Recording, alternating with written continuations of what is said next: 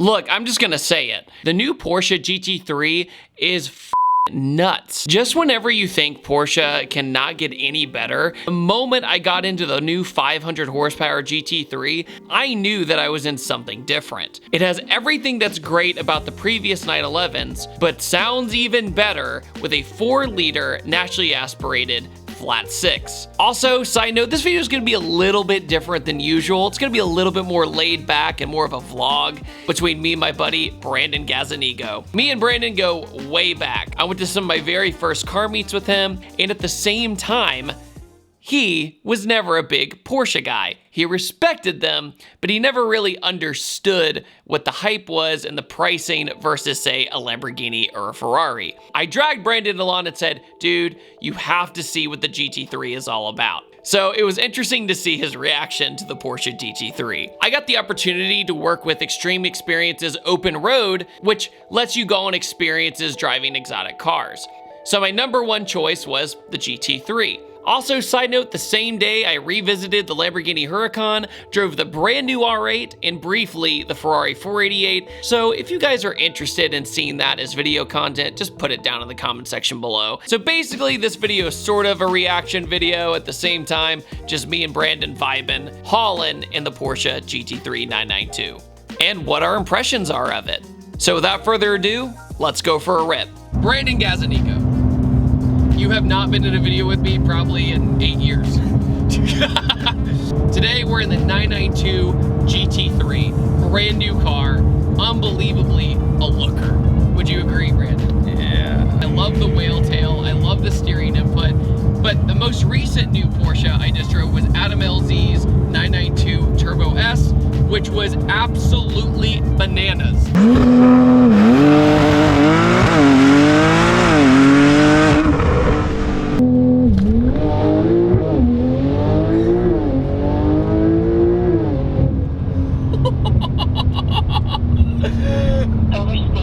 Thanks, radar detector. I didn't know. But Brandon, have you ever been in a new Porsche GT3? No, I have not. What's your first impression? It's alright or whatever. Oh, okay. No, I like it. And he was even saying as you turn in just a smidge, it knows exactly what you want. Just feel the input even from the passenger seat. The rear engine setup is something to get used to. But when you're cornering, you finally get it. I always say when I review Porsches that when we're kids, a lot of the times we don't get it, right? We're like Ferrari, Lamborghini, those are the ones. Pretty bright cars. Pretty bright cars, poster cars. But to me, back in the day, the Porsches didn't capture my imagination as much, right? It wasn't the Dumb and Dumber Diablo, right? I think we also kind of grew up in that early 2000s Porsche phase where the achievable cars was like the Boxster. Right. Which wasn't really seen as like a cool car. Super cool car for people to have. And at the same time, Need for Speed Hot Pursuit 2 with the Murcielago. The thing about a Porsche is that they're absolutely user-friendly, even though they're dumb fast. It's interlock wheels, massive brakes, massive rotors, big wheel and tire setup, and at the same time, they're comfortable. And they don't have, Brandon, as you could describe, they don't have any visibility issues. No, blind spots are good. Well said. Better than a 5th gen Camaro. Oh my God, dude. Yeah, for real. Normal, sport, and track. Today we're mostly cruising in sport, but I want to give a huge thanks to Xtreme Xperience Open Road because they are giving us the opportunity for this today. The only other GT3 I've driven was a 991 manual, and that was a fantastic experience, and it was on very similar roads. The first thing you notice with the new GT3 is the horsepower increase. Now it's above 500. It's 502 horsepower, which is crazy because with Porsches, Porsche horsepower is fast horsepower. At the same time, they don't have a lot of drivetrain loss because it's literally going straight to the ground. So you don't have to worry about that. So the horsepower that you're buying, you're getting pretty much every bit of it. Big brake input, getting used. Oh my God. We do have the exhaust valves open, so this thing screams to 9,000 RPM. It's a 4.0 liter flat 6.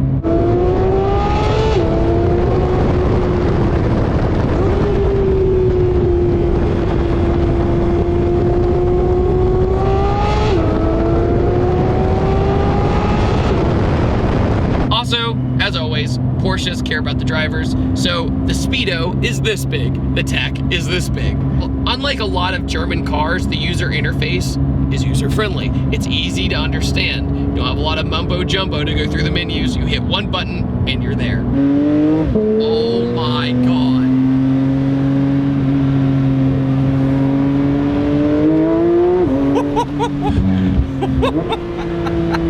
You like Krabby Patties, don't you, Squidward? Oh my God!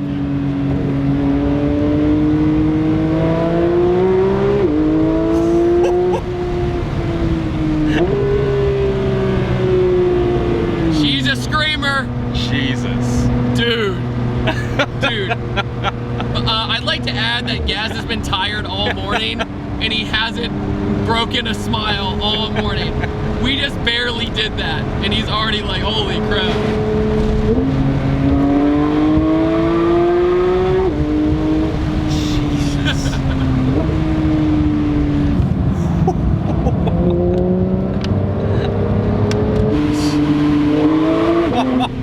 Oh my God. The sound. Oh.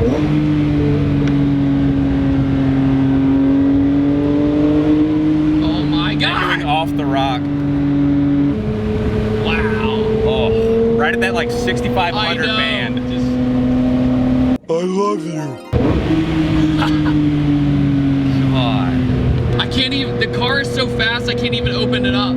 Like that's how efficient this thing is. That's the best word for this car, it's efficient. Yep. Oh, did you build it right, yeah? Is efficient, yeah. God.